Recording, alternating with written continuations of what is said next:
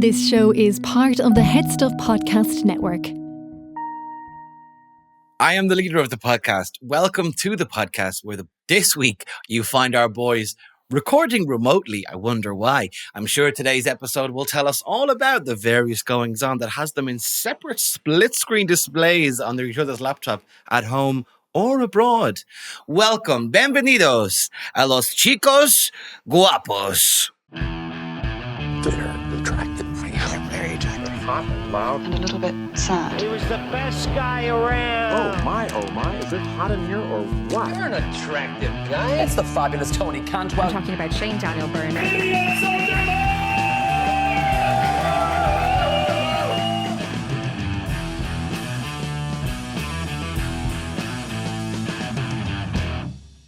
Rero is an Irish lager brewed in Kilcool, County Wicklow in Ireland. Oh, I can't do it. I can't do it either. I like Rero. They sponsor this podcast. They're keeping it cheap, independent Irish. You know the story. You know the They're story. mad for it. And the Scottish people, and even Scottish people with questionable accents, love Rero. Enjoy responsibly, and thanks for sponsoring this podcast. Thank you so much. Shane, I'm recording here live from the Young Scientist competition. There's not a looker in sight, unfortunately. Better luck next year.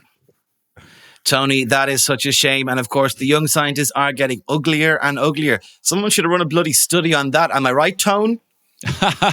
Good one, Shane. Oh, wait. No, sorry. I thought she'd from the angle, but no, it's again, not a looker in the bunch. Back to you. Well, keep an eye out for that, Tony. Killian Sundermann, you're joining us from lovely Ranelagh. Killian, what is going on? Yeah, well, you people who are listening can't see, but I'm doing that bit where you nod and hear the question and you do it for a bit longer, and people usually find that funny. You were the first person I saw do that, Shane, but now I see it in every comedy sketch. I'm here in Ranelagh. I had a donut and I've got a cup of coffee, and it's got a K on it because that's the first letter of my name. Great, very strong. Oh, okay. Was I supposed to say more? I don't know. You're supposed to send it back to me in studio. Oh, sending it back. So thank you, sending it back to Shane, who is in the Africa part of Spain. I am in the Africa part of Spain. This episode's going to come out so late compared to, I've already announced this news that I'm in Tenerife or Tenerife. So this episode's going to come out way later. I've been keeping a secret for so long. Big things popping right now. Can't quite talk about it, guys, but look, trust me, it's great. I did have big things popping and I couldn't talk about it, and now I can. I am over in sunny Tenerife, as Killian, the Africa part of Spain, filming a brand new comedy drama for the television. I am an actor now, and I'm better than you guys. It's true. It is true. It is true.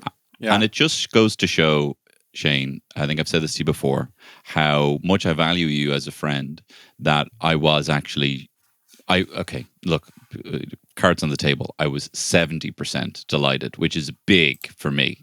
30% hate myself for your success, but a good strong 70 that I was absolutely delighted for you. Do we want to talk about comedian jealousy?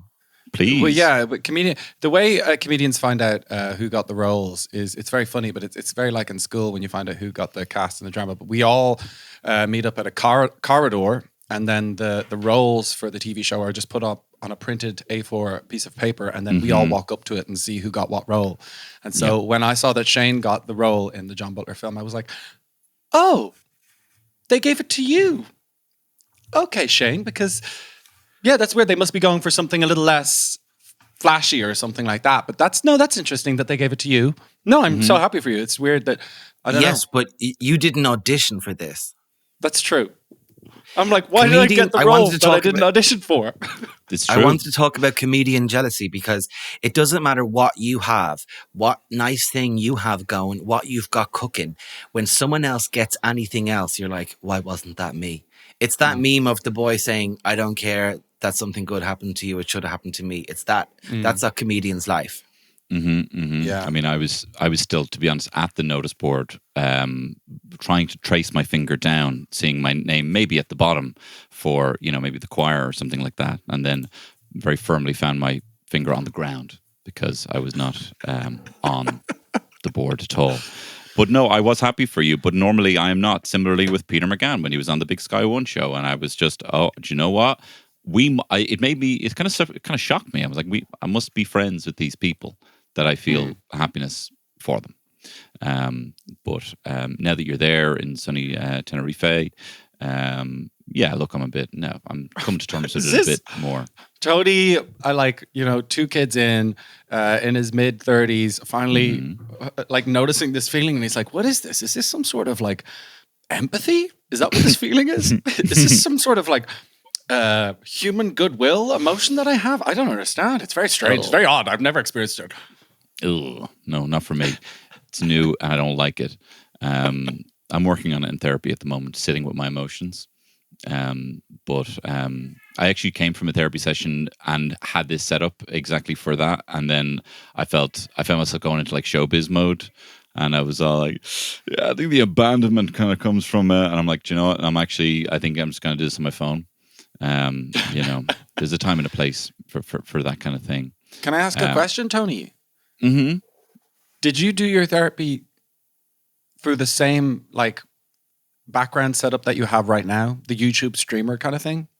I did at first, and then I felt like this. I'm talking into a microphone to my therapist, and then I was like, I can't. This is not working for me. So I jumped on my iPad. I like that idea Tony, of doing therapy and then going like, sorry, you're like, I suppose I just felt my father wasn't very, he didn't show his love much. And then, sorry, hold on, let me get it again. I suppose my dad wasn't very loving. You know what I mean? Can I get a clean one on that? Sorry, just for me, just for my own. Can I just get it? Do you mind if I jump in there? Yeah, with a soundboard. Do you have any notes as well. on the masturbation story, the first masturbation? Do you have any notes on that? I don't feel if I'm following through with that. A visual? Should I go nude for that bit? Okay, well, you've just opened up. Tell us about this. Is everything all right? You tell us about the masturbation, Killian. That's where your mind went first. I love that you would be doing your stream. Your therapy. And then yes, thank you, please. You was talking and go, yeah, so, I've been finding it a bit. Oh, thanks for subscribing, Ray1914. So, yeah, thanks for the bunny ears. That kind of thing. You don't like see those crazy much. people on TikTok who do like, thanks so much, guys. Keep sending those roses, guys. Keep letting me know. Thanks for the love. Salamander197, thank you so much. Keep it coming. Sorry, you were saying. Sorry, go on, you were saying. It's mad how quick things changed, that there was like a big boom of those people who are like, I'm a video game character and I'm going to be like this. And then they get a rose and they'd be like, and then 3 roses, you know what I mean? And then 4, top hats come in and they're like, oh my God, and they would do that for hours, and that just is gone. If you don't know, they still have that, and if you don't know what we're talking about, that will sound like absolute garbage. Like if you've never seen any of these videos, you'll be listening to this podcast going, "What the hell are they talking about?" Like that makes no sense what he says, and I think it's best to just leave it that way. Sometimes it's good to tell the story to bring the audience in with you, but sometimes it's important to have a little wonder. Spare them, and just leave people. Spare them. Yeah, because this is a podcast. We don't have enough time. We simply don't. We have much more important things to talk about. Like, what is your accommodation like there, Shane? You have a nice lamp, for example. Nice lampshade. I have a nice lamp. They have the spinning fan. So I'm in Tenerife. I'm here for the next 7 and a bit weeks. I forgot to tell Hilary this. Yes. So first of all, I'll say that yesterday we were like, we set up with Hilary. We're like, we'll do a remote podcast. And Hilary was like, okay. And then I was like, Hilary, have you got time for a test call? She was like, yeah. Had a test call with her. And she's like, are you going to be doing more remotes? Like, do you like upcoming? And I was like, well, yeah, I'm away. And then I realized, never told Hilary that I'm going away. Never mentioned this. I did such a good job at keeping my big news a secret that Hilary was like, what? She's like, what are you doing? I was like, I'm in Tenerife filming a TV show for the next 2 months. She's like, oh, just never told her. Wow. So I did apologize to Hilary. This is actually great news, because I thought that Hilary listens to all the little preamble that we do and the bits between the podcasts when we kind of, set the world to rights and we talk shit about everyone and we talk about your holidays and things like that. So clearly she doesn't. So this is great news. So I expect unhinged takes from me in the future that Hilary won't listen to. Yeah, I'm glad she doesn't listen to everything we say, because I wouldn't wish that on anyone. It's fine to do a podcast, but we do talk like such boring shite offline. Like, not that the podcast is boring, as you know, it's not. Not at all. But it's not boring. But yeah, basically I'm on holidays. I mean, it's very weird to be working, but being in the Canaries, because you're like the first day we came in the evening. And then the next day I was like walking around. They bring you in like 3 days before you start. And then I was like, what will I do? Am I supposed to go on holidays? I've never been on holiday by myself. You're like, should I go for a swim? And then I feel really guilty about it. I'm like, Raymond's texting me home going like, yeah, I just did this for dinner. I'm like, And he's like, what did you do? I was like, nothing. But like I was jumping off rocks into the ocean because I'm allowed. By yourself? I feel like Nicole Kidman. In what? That is, yeah, you're living way? Nicole Kidman life. In that I am very much one of the greatest actresses of my generation. Of course, okay. In that my face is irrevocably changed. Yeah, you're saving cinema. My horrible ex-husband. Small. And yeah, those things. No, it just feels like, I don't know. I just feel like it's not my real life. This feels so weird. I'm like, what am I doing here? Then when you start doing stuff, it's fun and people come and things like that. So you're like, okay, Grant. And who is your best friend? Who's your best new work friend? I love all Shane, what my was it new- like working on set with all the guys? Was there a good atmosphere on set? Killian, it's been such a pleasure to work on this project. An amazing cast, really very, truly very, such a spirit of generosity among the fellow. And what's great about working with John Butler is it really is, an ensemble piece. It really is. And it comes back to that time and time again. The ensemble work is so vital for a piece like this. And it's been a real pleasure. And I'll be flying home. I'm going to the RSC, so I'll be flying home and doing a show in the Globe, Measure for Measure. The Globe. But you'll be getting your kit out, Shane, for that role. My kit out. You'll be getting your kit out. Sorry to We've jump heard in you're there, getting but your yeah, kit out. we heard you getting your kit out like Radcliffe with the horse. Questions? I have to get my. I'm in a lot of maybe I'm not allowed to say this. They haven't done any press briefings. I was like, what am I allowed to say? Because I have to do podcasts and to do maintain a public life. And she was like, you can say you're shooting, but now they've announced it. So I'm not allowed to talk about the story or share any pictures of what I'm wearing. So I can't tell you what I'm wearing, but I have my top off a lot. Yeah. And it is in episode 1 that you find out that is it episode 1 you find out you're the Messiah. So that's not a spoiler. Yeah. That's not a spoiler. No, I do play Jesus. Yes, I do play Jesus Christ, our Lord and Savior. But you know what? Actors are like comedians, but they're different because they've all been on diets before this show. They have been somebody had bread the other day, and he's like, "Oh, I haven't had bread in so long," and I was like, "Why?" And he's like, "For this." And he is completely shredded. There's no reason. I'm sure he could have a bit of bread here and there, but they are proper serious. And one of them was yesterday someone was like, oh, I might get an ice cream. And he's like, oh, I had one yesterday. And I was like, oh my God, you can have one ice cream in a day. That's allowed. And think of us just pulling, searching for the open service stations on the way back to a gig. Yeah. What's the best one? at work every day. At work every day. I love that. They're all on this diets. apple green. No, I couldn't have 2 ice creams in a row. And Shane's like, yeah. Well, when I was driving back at 2 a.m. from Clonakilty, I decided instead of getting, the jambons and the side of fries, I just got the chicken dippers instead. And you're getting your protein there. Yeah. Getting super swole. Getting serious gains. Yesterday, somebody talked about splitting a starter of garlic prawns. Oh my God, that's nothing but protein. There's no such thing as splitting it. What, 7 prawns between 2 people? Pull yourself together, I said. That was the Gambath, the Gambath Pil, no? Yes, the Gambath. Fi. Yes. You guys have a lisp or something? Yes, it was. No, Killian, you uncultured buffoon. This is how the Spanish speak. Sorry, let me say, the Spanish speak. Do they do the lisp over there in Tenerife?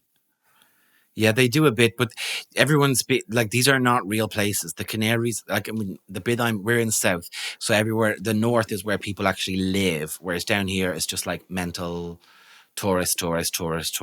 I bet we're staying in a nice place, but it's basically in a shopping center.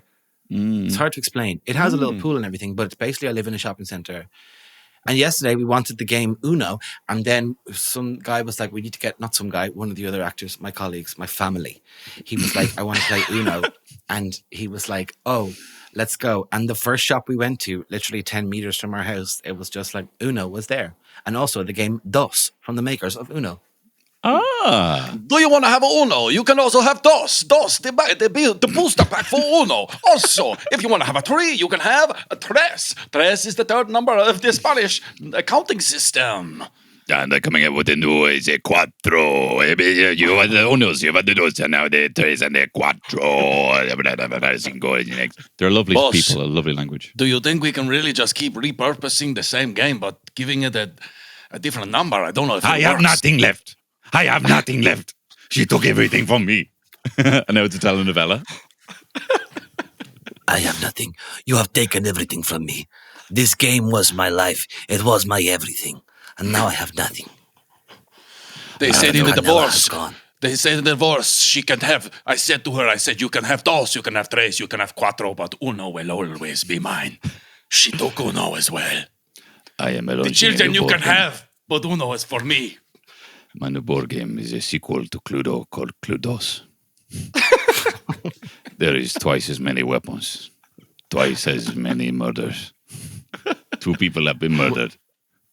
Unlike the Irish game Cluedo, which is the second Clue, of course. A great game. I don't have one. I don't know what to talk about because I feel like I don't even know. I live in a completely fake world now, and like this is a fake place, and I'm now here like looking around at the stuff. Everything's fake. I'm not paying attention to the news because I'm busy, and I'm like, I don't even know what to talk about. I don't even know what's going on. I feel like I've left the world. For a second there, I thought you were talking about like acting in the show, and you were very confused. You're like, it's all fake. They give us lines. They keep writing these things down for me, and I'm like, no, it doesn't sound natural, But then the spotlight's on me, the camera's rolling, and I don't know what to talk about, And the director's like, use a script, and I'm like, no, I don't want to use a script. I want to have somewhere natural, but I don't know what to talk about. Imagine you were derailing production. I read the script, but I would never say that. So what do you mean? I would never say that. So. Well, I read the script. I am allowed. There was no Shane. Like I was looking for the lines for Shane, but there was no Shane. And sorry, like, oh, I think I'm reading another Jonesy. person's lines. Everything you've given me there, it's another fella's name over that. That's another chap. Like, but I'm not sad. I'm happy. Why would I say I'm sad? It's very intense. They do I can't believe how much actors are treated like little special prince and princesses. Like it's actually disgraceful the lives they lead. It's the best. You immediately have to get used to several people touching you at once, and people from different departments. The microphone guy is has his, and I was in swimming shorts, so I had no underwear, and he's basically putting his hands on my butt, and he's like, "This okay? Sorry, I have to touch you. That's okay." I was like, "Yeah, that's fine." And he's putting the pack in my bum, not in my bum, but against my bum. That would be a bit extreme. I probably would back off on that if he was trying to insert a microphone pack into my arse. I'd be like, whoa. It's the only place it's not visible. And then there are there's women electrolytes who... in your anus that can give off a signal. And they're like, hang on, no, I told him. Get rid of him. I'm just going to put these headphone jack. We fired this guy weeks ago. He keeps coming back. Yeah, then you have other people touching your clothes and they keep moving your clothes all the time. And then the makeup people also apply your sunscreen for you. It is actually ridiculous. Oh my God. Yeah, and we all got shaved. What factor 50, are you rocking? Always 50. Because you have to stay. We can't change color because of continuity. So actually, I was like, I'm going to come back brown, but actually I'm not allowed. I'm not allowed to get any browner. So I'm trying to stay as white as I possibly can, which as I mentioned before on this podcast, I don't like that. I think we should be allowed to be as white as we are. Everyone gets upset when they go on holidays and they're like, oh, you Irish are so pasty, but we're allowed to be because that is the color of your skin. I mean, has the pale one there should be pride for it, some pride, some white pride. That's what I think. That's a great way of putting that, actually. Yeah, or That's a great remember the way. girl power movement. Remember the girl power movement? Something like that, but for white. Yeah, it's White kind of piggybacking on pride. that. Young hot guys support white pride. Something like that. Yes. Yeah. That's I great. love that, yeah. And maybe we can get like a tie-in with like, the bread, Irish pride, like, just white bread, Yeah. white pride. Yeah. It all wraps up in there. Wasn't one in Girls Aloud really white and she didn't do the fake tan thing and then everyone was like, oh my God, so brave. Nicole? Yeah. Nicola. She's a Whatever. redhead woman. Mm. Porcelain, I would say. Yes. But then she tried the whole fake tan thing for a while. And then didn't she launch her own bloody makeup then off the back of it? So there's a lot to be said for this white pride thing that we've just invented. There's a funny There thing when might you're be shooting money Shane to be that made maybe- in white pride. There's money there. No, when you're shooting a TV show, there's something funny with the way they look at you in between shots. These people who are just fixing you and touching you and making sure you look the exact same for every single shot. And they look at you in a way which is, it's almost like you're a painting and they're just trying to make you right. And they talk about you as if you're not really a person at all. Yes. And they're fixing you. And they'll look at your beard and they'll go up to your mustache and they'll go, no, that needs to be clipped. That's 2 inches here. That's 2. They have like a root. And it's so dehumanizing and funny to be standing there going like all these people touching you and moving you around as if you're basically some sort of glorified prop. Which, Yeah, you have to get used to it immediately. And then like several people also take photos of you all the time and they just keep coming in and taking photos and then they go, thank you. And you go, thank you. You have to just keep saying thank you to everybody all day. And then if you want to go to the toilet, they talk into a radio and they show you to the toilet. And then when you come back from the toilet, they talk into the radio again. It's like, Shane is pissing. Shane is finished pissing. Like it's really proper. But there is something overall, just like not giving a fuck. I'm like, I don't care. Like that, you just have to decide. I'm like, I don't care now, and that's what I'm doing, and this is my new lifestyle. I live in this world. I adore that. I'm terrified of lines though, because we say whatever we like on the stage all the time. I'm terrified of saying the lines wrong. No. You're very good. I mean, when you did my show that Killian wasn't invited to, you were probably the only actor in the whole season who didn't have to do any kind of additional take. You absolutely smashed it. You're a natural. You've been like a gorgeous Vesuvius, like a dormant volcano waiting to explode. And now here it is. And you absolutely smashed it. Yeah, but doing your show, Tony, that was about that's low 2 stakes. seconds of screen time. Here Play I have yourself. whole scenes. It's very sexy. I like the whole preened thing. I love the whole, can I just fix your mustache there? And everyone saying, that's great, thank you. Like thanking me for like just observing and, me on a microscopic level. That's why I love doing those voiceovers. Because all you say is like, terms and conditions apply. And they're like, that was amazing. And they're like, and you're like, really? Like, just, can I just have everything celebrated at just for breathing? Do you know what I mean? On the smallest level possible. It's great. I'm going to start wearing, they give you, also there's kind of things that are very unglamorous about it, like being picked up and brought to the thing, all very nice. But like every day, if you go anywhere, their car comes and gets you. The guy is called Jesus. Jesus. And then Our Lord. Yeah, we didn't hear his name on the first date. And we're like, what was your name? He pronounces it Jesus, kind of like that. And we're like, sorry, what was it? And he's like, Jesus, like Jesus. And we're like, okay. And I said, very Catholic. And he said, yeah, very Catholic. So he enjoyed that. That's top banter. But what was I going to say? Oh yeah, do you know what I have? There's some things that are unglamorous. Like when you go in and you go in and do the makeup, and then they put on their costume, and they're just kind of behind little wicker booths they set up, and you're just kind of like, it's like, go change over there, and like people are working all around you, and you're just nude. It's like weird. And I'm gonna start wearing. But it's fine. We actors, we're used to that. Like our bodies are our work. Mm-hmm. And they gave me like a dance belt, like a little thong kind of thing, a jock strap thing, because I'm wearing swimming togs all the time. And the first day I didn't wear it and I felt quite vulnerable. So I'm going to start wearing it. I'll send you a pic in the group. Please. That'll be good. You shouldn't be shy about that kind of thing.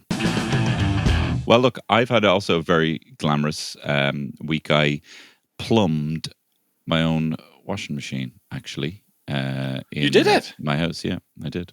So plumbed it myself. Did you get a new washing machine? I got a new washing machine. Look, we've been going to the laundrette quite frequently. I would say pretty much exclusively. Now, that might make it sound like I'm minted, but I just don't buy cocaine. So I have a lot of money spare for not buying cocaine. The opportunity cost is vast in not having a cocaine habit. So, and we have George Lee on for some financial tips, and he's saying if you just stop doing cocaine just once a week, you'll be able to afford that laundrette in no time. Absolutely, it's what I'm saying to all the kids these days. I'm like, swap the bloody bag for a bag of cash. Swap the bloody bag for a bag of cash. You're sitting on money there. You're sitting on cash, and you're putting it all up your bloody shrone. I do be saying to them, to my kids. What does you remember Eddie Hobbs? What's he about now? Well, you know, me and him don't talk anymore ever since I screamed at him at a Paul McCartney concert. But isn't he in Renua? I don't know that. What, you screamed at Eddie Hobbs at a Renua concert? I was at a Paul McCartney concert and I was so excited for it that I got absolutely shit-faced, so drunk. This is the scaldiest thing I've ever done. So drunk that I smoked a cigarette in the point, indoors in the point. Tony. Isn't that absolutely disgusting? And I was screaming because I love the Beatles and I love Paul McCartney. And then I saw Eddie Hobbs up on the balcony at the end of the gig. And someone said, "Oh, there's Eddie Hobbs." And I just kept screaming, "Eddie! Eddie! Eddie Hobbs!" Like I screamed at him until my voice went hoarse. I said, "Eddie fucking Hobbs!" And then eventually, he gave me a wave, and I was like, "Yeah." So I don't think I don't like this version of you, Tony. I don't like this. I'm not like boisterous, that anymore. Rule breaking, I am boisterous anyway, smoking creep. No, no, I don't do that anymore. I'm not that guy. I'm not that guy. You're a washing machine fixer. Exactly. So now that I'm not going to the laundrette anymore, we've decided to get a washer. And you know what? I'm getting a bloody dryer as well. And I did all the measurements, took it and plumbed it myself, did all that good stuff. You know, I had to put a hose, the waste hose from the washing machine into the hole for it. Like I'm a fucking proper plumber now. Do you know what I mean? But I installed it and then I was like, okay, great. And it's underneath like the sink and the counters beside it. And then I went to get a bowl out of the counter and the door won't open. The washing machine's too big. Now we can no longer access the press. So I didn't. Well, you win some, you lose some. You know. And did you take this on one time on the Irish version of The Apprentice? They were doing some task where they had to go to like a car sales place because your man was a car salesman, the Donald Trump, if you will, Lord Sugar. Whatever happened to him? Donald Trump, the Lord Sugar, if you will. Bill Cullen and Jackie, but all these lads, they had to rearrange the cars in the showroom, and the lads who were the contestants on The Apprentice wanted to do it themselves. And this took like 2 hours and they lost the task. And then your man from the garage or from the sales place was like, my guys could have done that in about 5 minutes, moved all the cars really quick. But the lads just wanted to drive the cars indoors because that would be fun. Yes. Oh, I mean, we all want to drive a car indoor. Sure, I've cycled a bike inside. Yes, I've been on a scooter indoors. But driving a car, wow. So was it that kind of energy that you were like, they could have said, here's your new washing machine. Would you like installation? And you're like, no. Big T's got this. Yeah, 100%. Like, and it would have been. It took 4 hours. Like it took, and then I had to saw, and then also the plug wouldn't fit around the counter. There used to be a hole for the old washing machine, and I think they had just like re-plugged it. You know, they'd put the wire through, taken off the plug, and then put it through. In this case, the hole was now. This was all wrapped up in one. So I had to then saw into the counter, and I smashed like a load of glasses that were in the counter when I was leaning into the counter. So it was a big old fucking mess. But I tell you what I did do.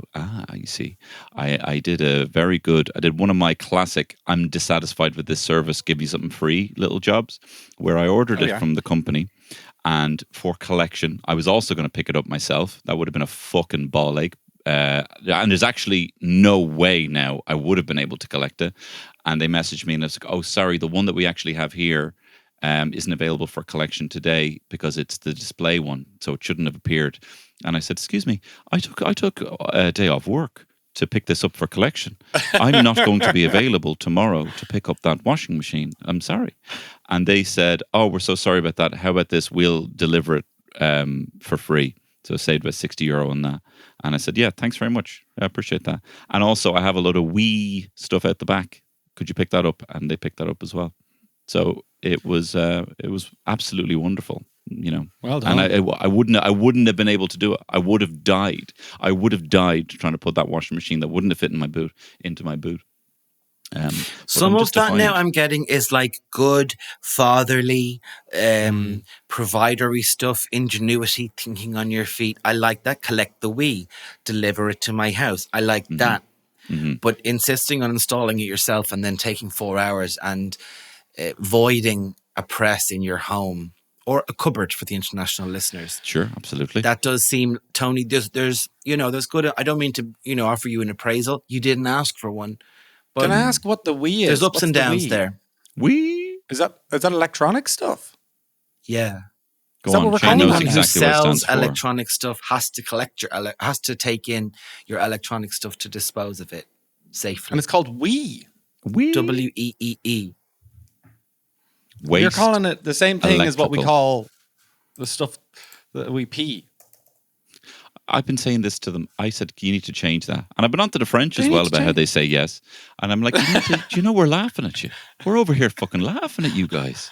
No, You're all Francois, saying- no. But the way we say, no, Francois, come here. And then you got some of the lads who are so embarrassed about it, they say "we" because they're so embarrassed. They don't say "we." The actual And then when French. they say that wrong, I obviously slag them and I go, where as well. So there's just loads of people going, where and we. Based on, I think you have a joke about it, Killian, about hearing, I don't know, I don't want to do your bit, but it's about how hearing like kids speak another language and you're kind of like, oh my God, they speak French, or your French is really good. Like we were in the pool and I literally heard like a baby being, oh mama, oh no, and I was like, this kid sounds like a fucking genius. This kid. Yeah. And I'm like, it does seem like that's remarkable that child can speak French, their only tongue, probably.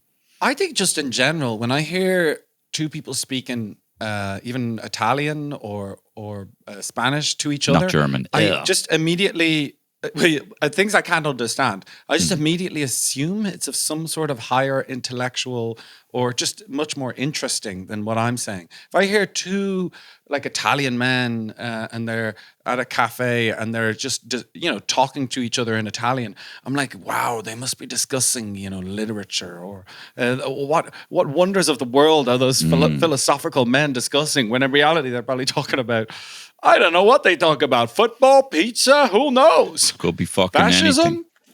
Or even Killian, when you're always talking about that, but you're literally bilingual. I don't know why you're always you bring that kind of thing up a lot. You do speak you are one of those Italian men.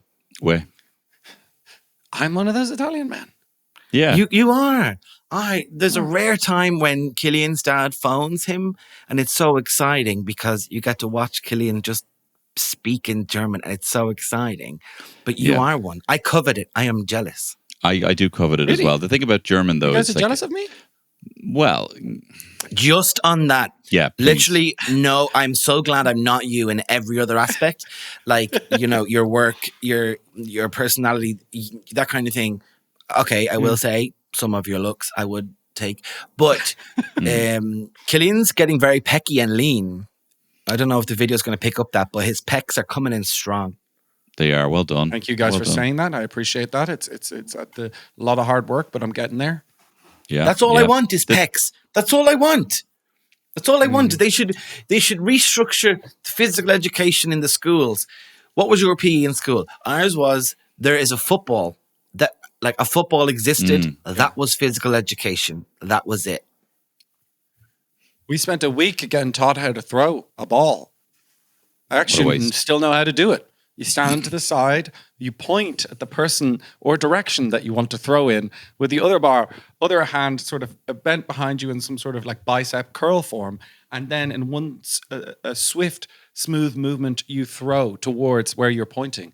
And by God, that ball will arrive at its spot. That was a Whoa, week. slow down. I'd have Slow loved to have down. learned that, because that just sounds like gobbledygook to me, Killian. As you're saying that, I can't tell. That's all double Dutch to me. I'm like, you stand and move and point it towards where you're aiming for. It's a lot. We're awful in our house. I see the way he's doing that there. I had to be kind of hoofing it like the underarm. But you're saying no. You need to actually point at the. I had to be there with my eyes closed, spinning around in circles at home. The kids get a great laugh out of it, and I'd be throwing it under my arm like this kind of thing, like I'm trying to scoop, underneath the bloody couch looking for change. There's a specific role in secondary schools. I don't know if all schools have them, but it's the person, they're called the games master. Excuse me. Do you know about that person? I've never. It's a I role. think we discussed this before, and I think one of our podcasts is called The Games Master. That's incredible. No, we haven't. Oh, no, Says Hilary. Hillary says no. Okay, Either well, the thumbs can down I- means we haven't, or this is fucking shit content. I will counter that then and say I think I did someone else's podcast, and the episode became called. I think I've talked about a Games Master on another podcast.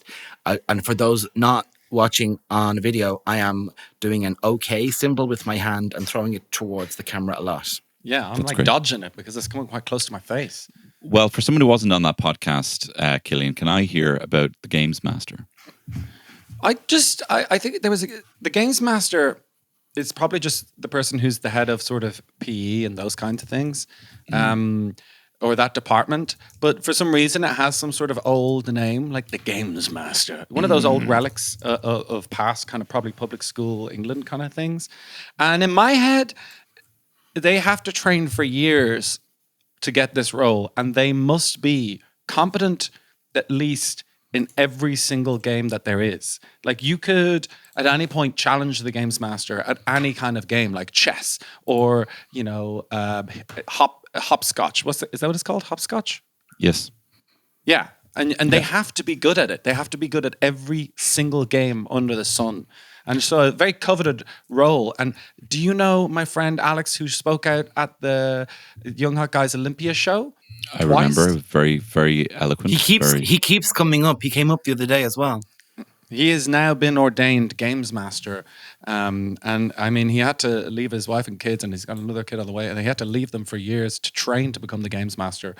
And you can challenge him in any type of a game, any That's so possible interesting. game. Joe, you've unlocked a memory now from when I was with my games master in PE, and I challenged him to a game of Cluedo, which I won. And then I became the games master. That's how you become the games master. Yeah, You beat the games them. master at something. Yeah. So for 3 years, I had to teach PE. And listener, I was fucking shit. Okay. You Yes, become the but- Games Master after you play the Hunger Games Master. Yeah.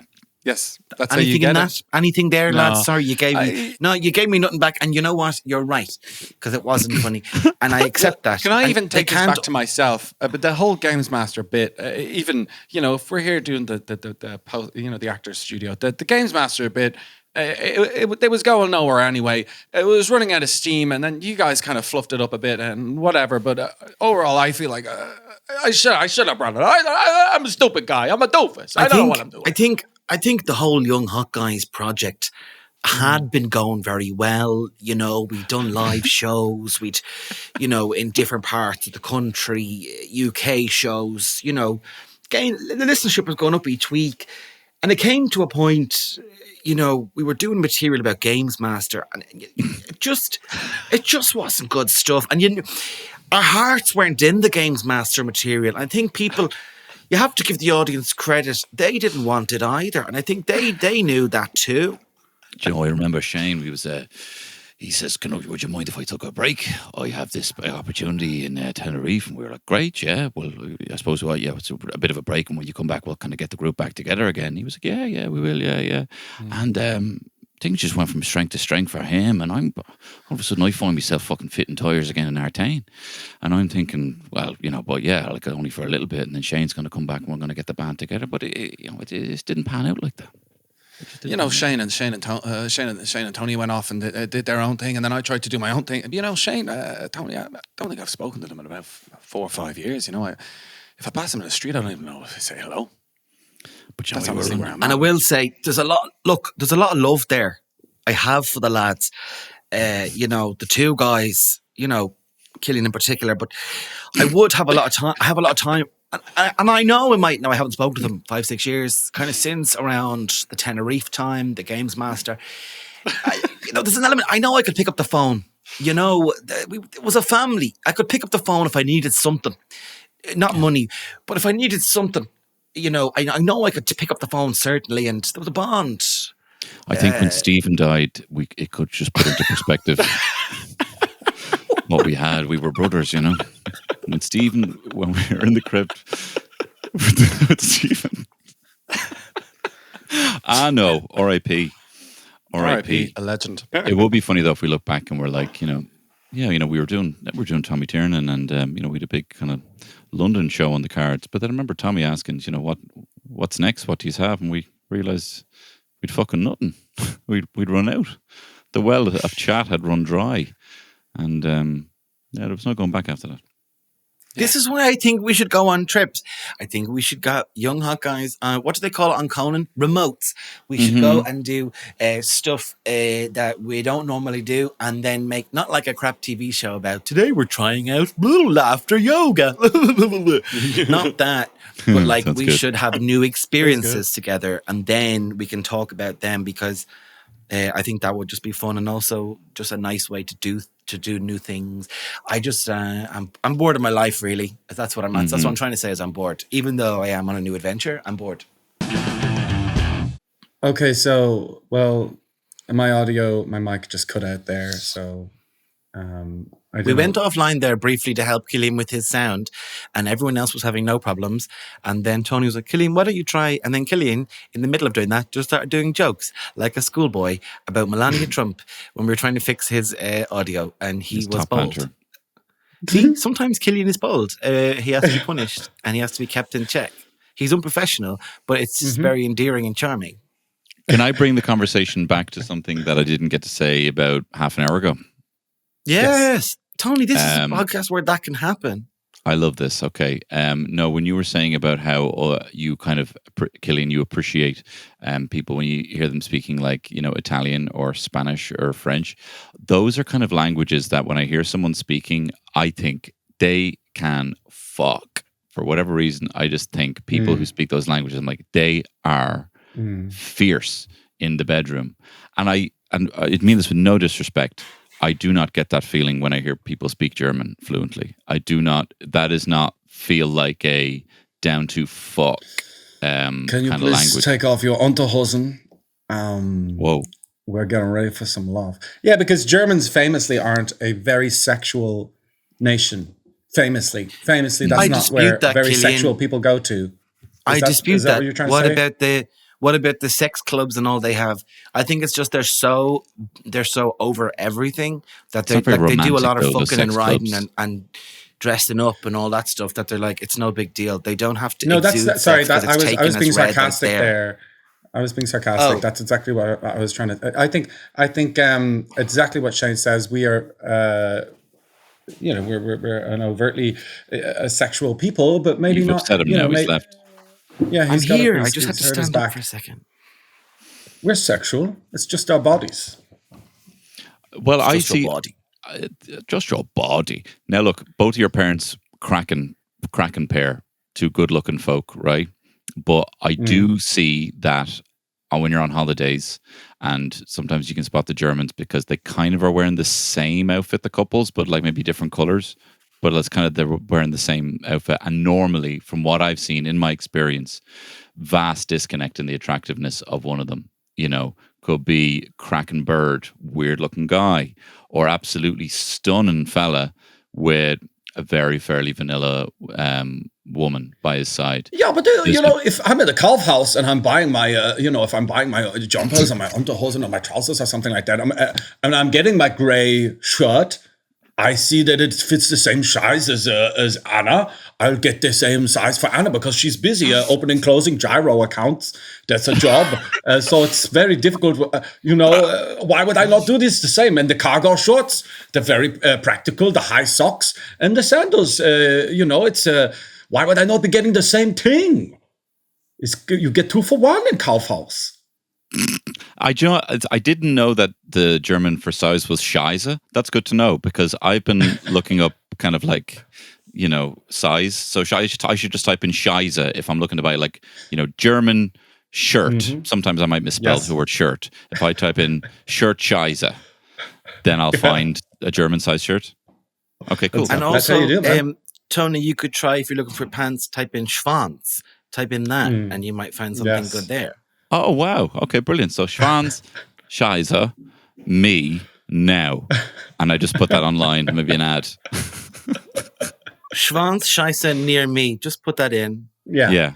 The way I Google things is best Schwanz, Scheisse, near me. Best falafel within 2 meters of me right now. 5 stars. The AI predictive stuff that they're doing now, that's just very integrated into like texting and WhatsApp and all that kind of stuff. Mm-hmm. It started to discriminate against me. So like I was typing, I'm going to bring my, and then it said children as the suggested word, or it says like wife. Okay, interesting. And I was like, no, I'm going to bring my bike. That was what I was trying to say. Or my football. Swapped phones. Hang on. I am going to bring my car kids own, is what it's suggesting for me. Car. I'm going to bring my car. You've got a car. You've got kids. You've got what? Own. You've got your own stuff. Mine was like, wife, kid. And I'm just trying to type a text about how I'm going to bring my bike. And then suddenly I'm reminded that I am missing the key things that both my parents had at the same age that I am now. And then really I'm just a pathetic millennial who never really got going with his life, Nah, here. That's my best friend you're talking about. No, if I do your don't predictive say that text, about yourself. It would be, I'm going to bring my jeggings to Pilates again. It would be what I would assume would be the kind of tap, tap, tap, tap, tap. You guys need to get over that I did that because I said that in a vulnerable space that I went to Pilates and I wore jeggings. And you guys Shane was fine with it. Shane was fine with it. I still am confused. Can you send us a picture of the jegging? Like I don't. From behind. How tight were they? Like what were we? Like I don't quite understand the leggings part.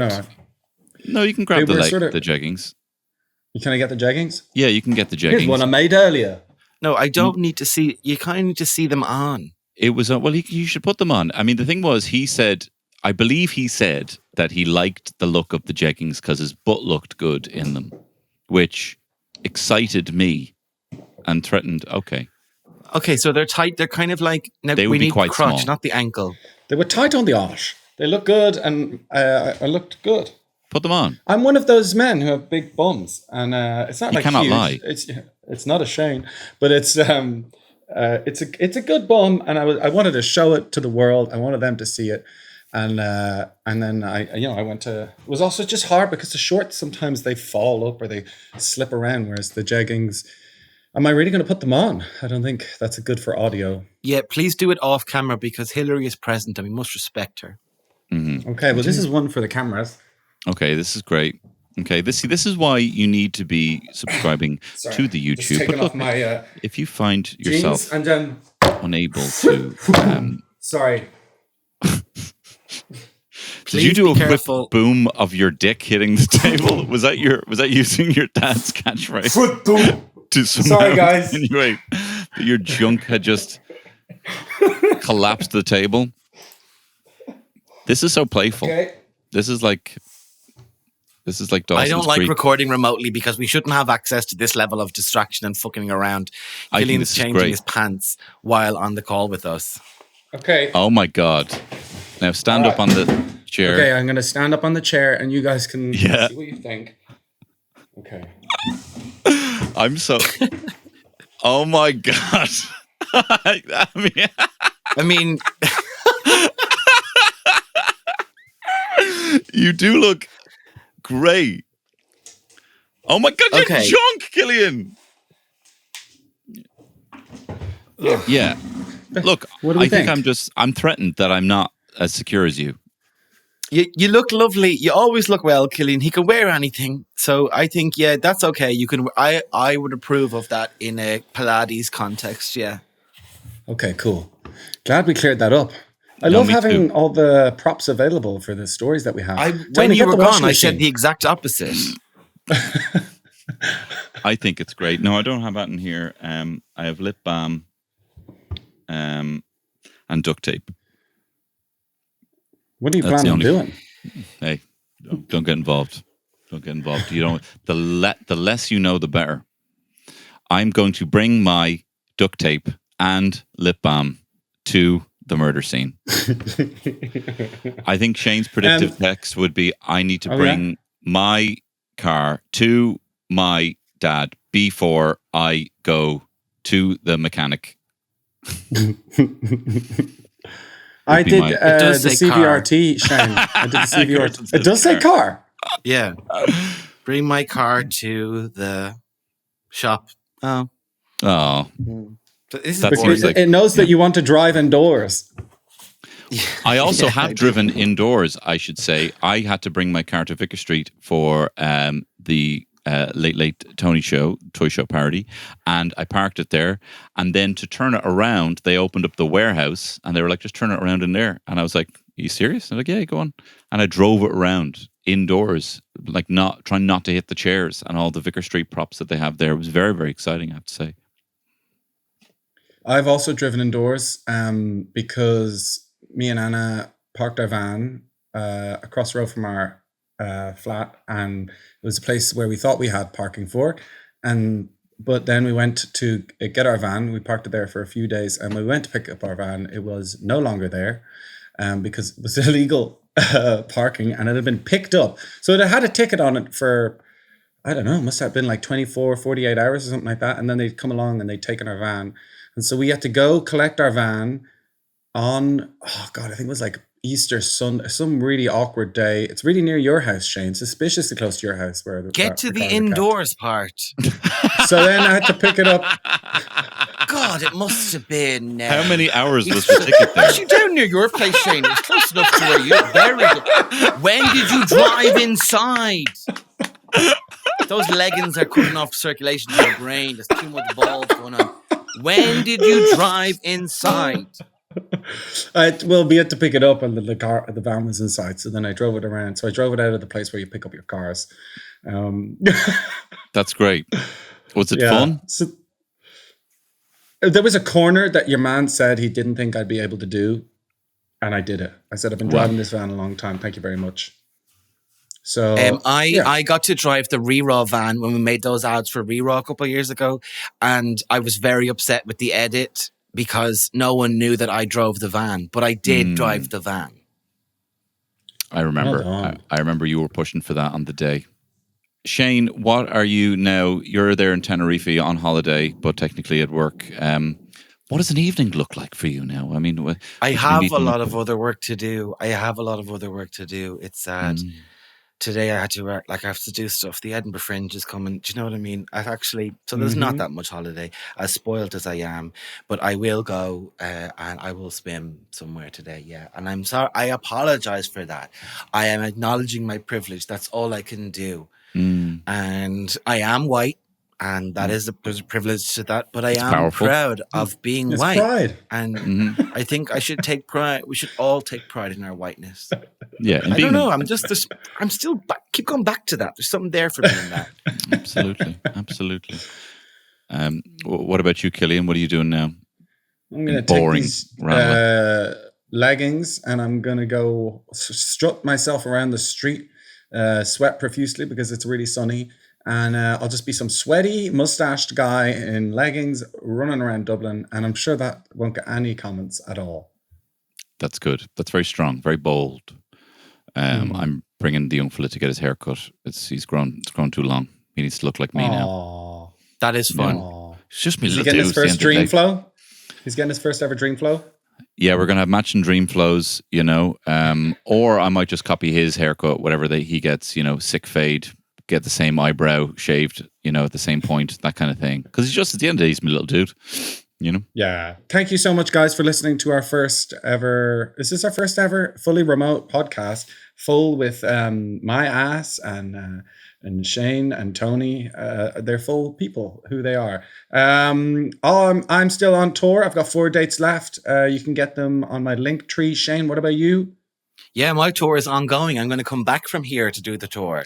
Wow. So it's on my Insta there. I'll be coming back to do dates. And then I'm getting the most glamorous part of my whole life. This is glamorous to be here, but the most glamorous part is because we're doing our show in London on the 11th of May. And they were like, okay, we'll fly you back from there the next day. And I think to be flown somewhere else from London, that is the most glamorous thing that's ever happened to me. That's incredible. That's very glam. And in many ways, I'm Nicole Kidman. Okay, we better go. Okay, listen. Can I make one joke I've been sitting on since the start? No, I have a joke. I have a joke I want to make that I've been trying to make since the start of the podcast. Okay, Neil, you're going to like this. You know, I've heard of a bloody canary in a gold mine, but Shane, I think what they have with you is a bloody gold mine in the Canaries. Oh, well, I'm glad I allowed time for that. That was sweet of you. Well, it didn't feel like it because you kind of rushed me into it. But all right, bye. Bye. Bye-bye. Very attractive. Very attractive. Hot and loud. And a little bit sad. He was the best guy around. Oh my, is it hot in here or what? You're an attractive guy. It's the fabulous Tony Cantwell. I'm talking about Shane Byrne.